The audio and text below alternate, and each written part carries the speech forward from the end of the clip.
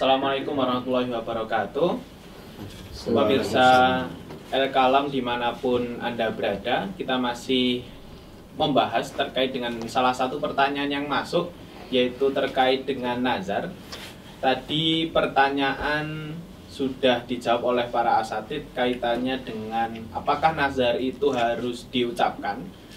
Dan kesimpulannya memang nazar itu harus diucapkan atau dilafadzkan, harus talafut, karena sehingga hal itu membuat nazar harus dilaksanakan, harus ditunaikan, kecuali apabila nazar itu dalam rangka kemaksiatan, maka nazar itu tidak berlaku atau tidak boleh dilakukan.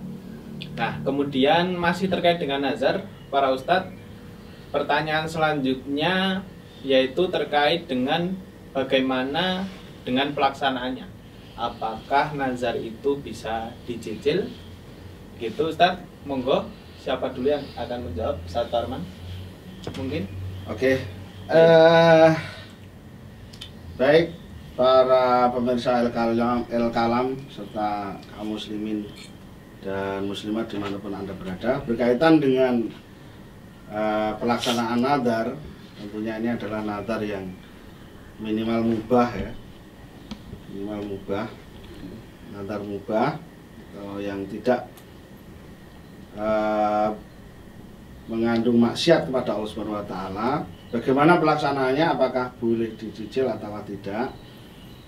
Di dalam kitab Fathul Wahhab juz 4 halaman 85 ini tergantung dari nazar dan jenis nazarnya itu sendiri. Bunyi di dalam kitabnya adalah sebagai berikut. Faida qadaro, faida maka apabila qadaro mampu sapa nadir ala khoslatin atas sebagian min khisaliha dari keseluruhannya nadar, fa'ala maka menunaikan sapa nadir ha padanya nadar, wala yataba'adu dan tidak bisa dicicil al-itku apa membebaskan budak.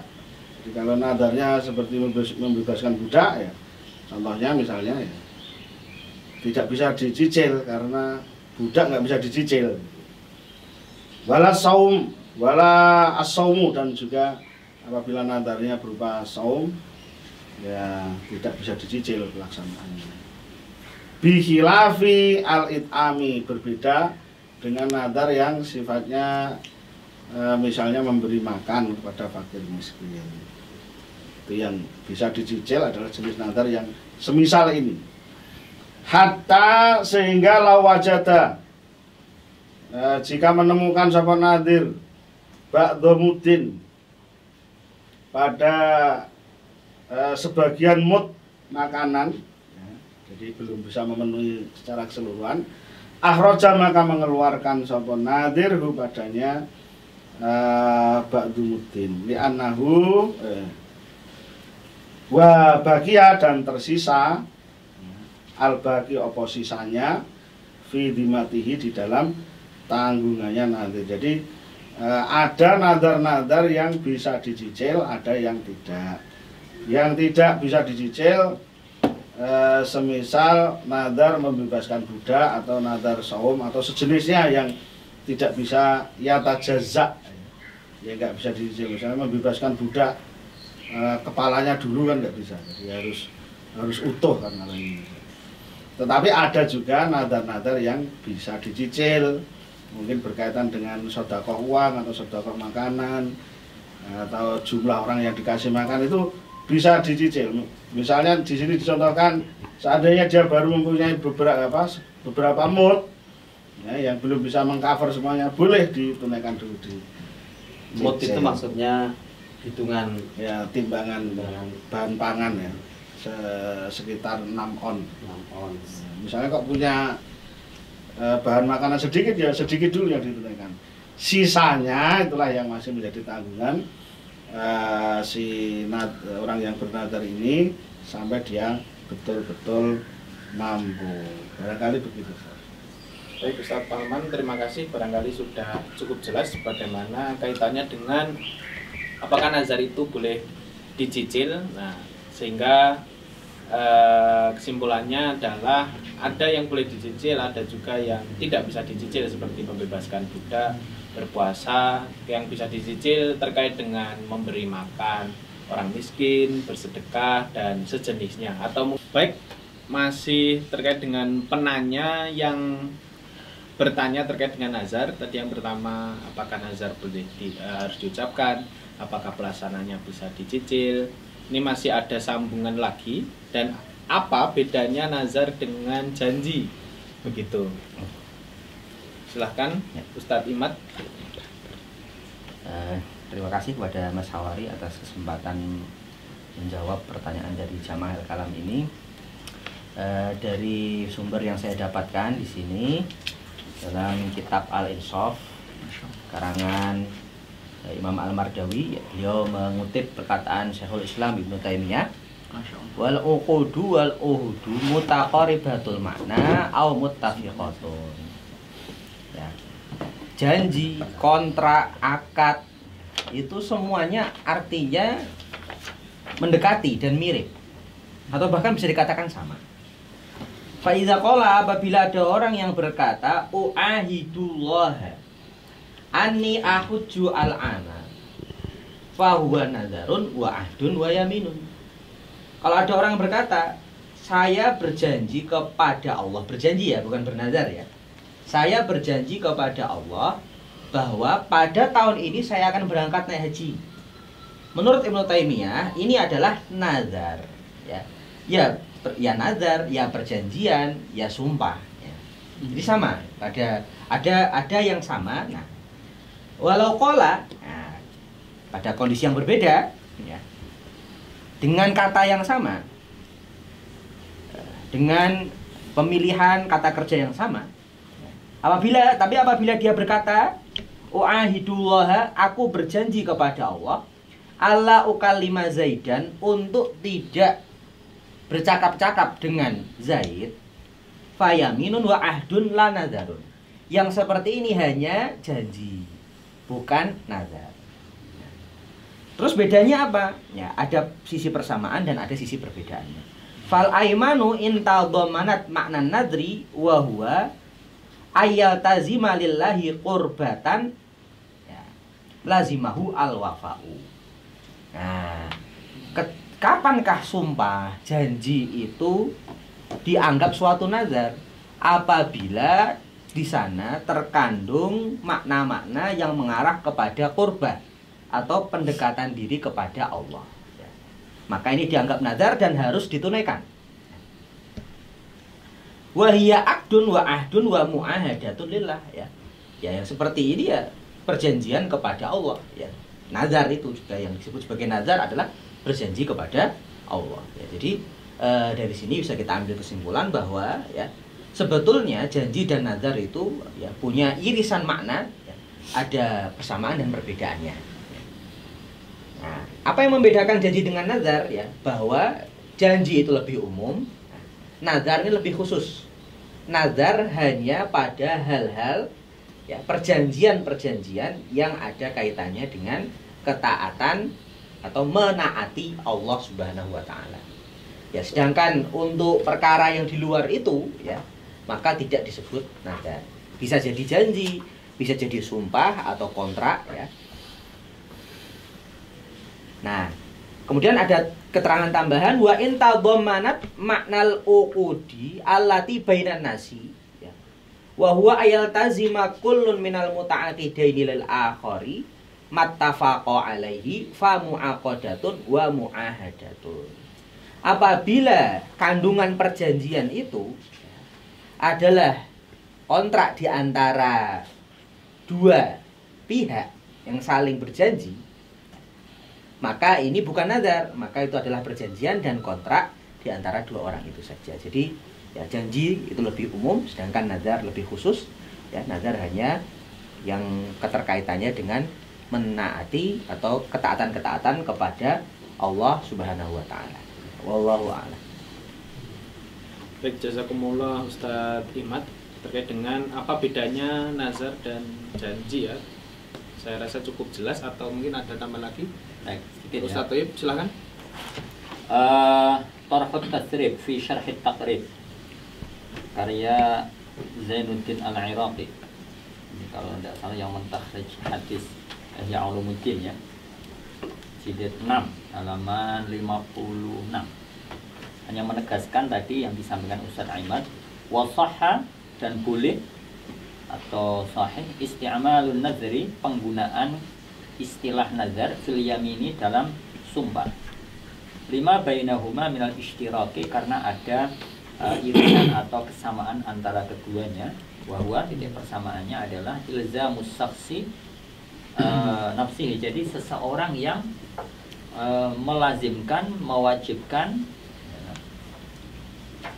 dirinya sendiri bima la yulzimu, terhadap sesuatu yang sebenarnya bukan merupakan kewajibannya atau keharusannya untuk melaksanakan. Wadzalika yakunu taratan bin nadri, kadang ada kalanya secara istilah digunakan atau disebut dengan nazar, wa taratan bil yamini, dan kadang juga dengan sumpah. Nah, sebenarnya dapat kita simpulkan juga dari jawaban Ustadz yang tadi sudah terdahulu ya, bahwa konsekuensi tadi disampaikan Ustadz Parman, bahwa konsekuensi dari seseorang yang melanggar nazar itu kafarnya adalah kafaratul yamin, denda dari pelanggaran terhadap janji atau sumpah. Dari situ saja sebenarnya kita sudah bisa menjelaskan bahwa ada persamaan. Hanya saja mungkin yang perlu dipertegas, saya minta kontribusi dari para masyayikh semuanya. Secara bahasa Arab kan ada namanya tadi ya nazar, ada yamin, ada ahdun. Jadi secara harfiah dapat kita terjemahkan bahwa nazar itu ya nazar, yamin itu adalah sumpah, lalu ahdun itu janji. Sementara yang dipertanyakan kan adalah perbedaan antara nazar dan janji. Nah itu mungkin tadi Ustaz Aiman juga Ustaz Muji. Nah ini kaitannya dengan redaksi kewajiban talaful tadi ya, menyampaikan secara redaksional atau secara lisan. Artinya begini, kalau nanti kemudian forum ini menyepakati bahwa tidak ada perbedaan, ya, wong faktanya tadi sudah kita sepakati juga bahwa ada salah satu rukun nazar itu adalah mengucapkan. Nah tentu kalau dalam pengucapan tentu akan berbeda. Nah ini monggo tadi Mas Syai yang menstore redaksi dari kitab menjelaskan lebih detail.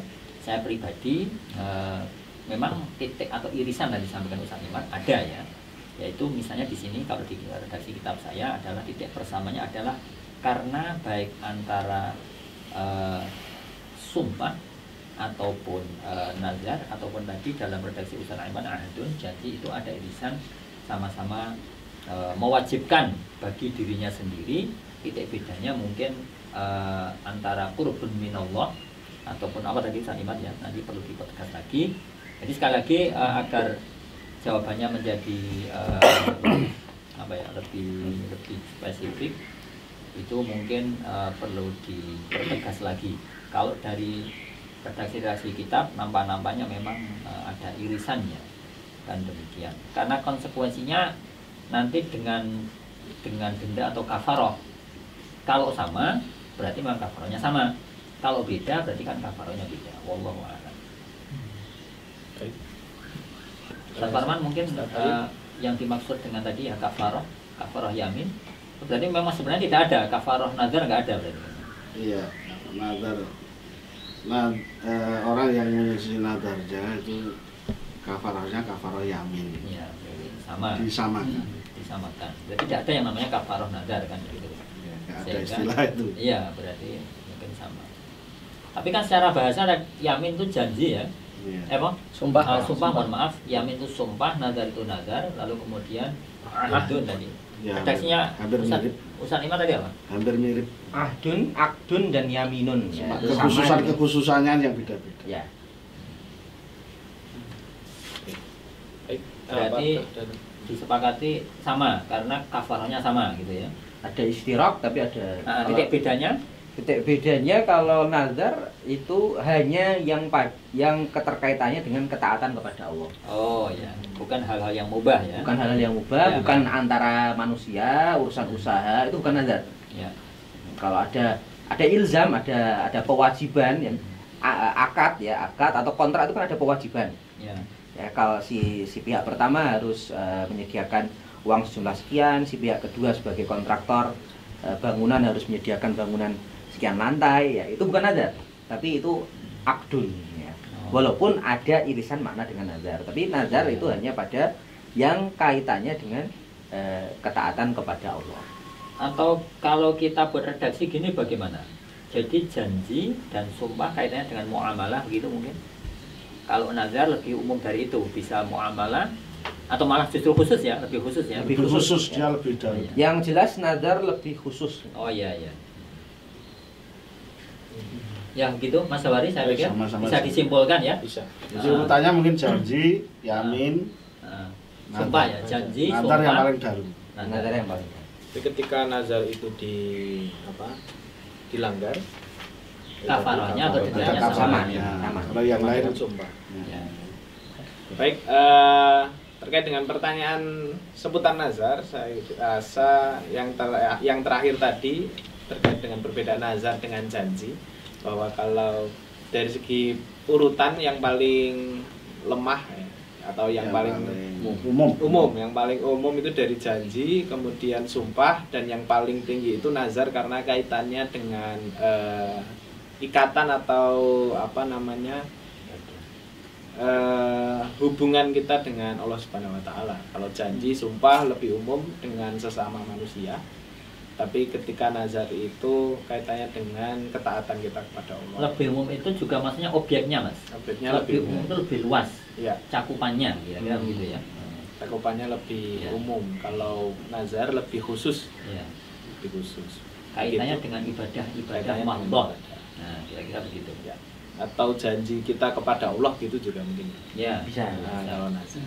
lebih khusus secara muatannya dan juga lebih umum secara cakupan objek yang dijadikan sumpah atau janji. Ya, ya. Baik. Jazakumullah diucapkan kepada para asatidz sekalian. Untuk selanjutnya kita akan membahas pertanyaan seputar hukum data skripsi.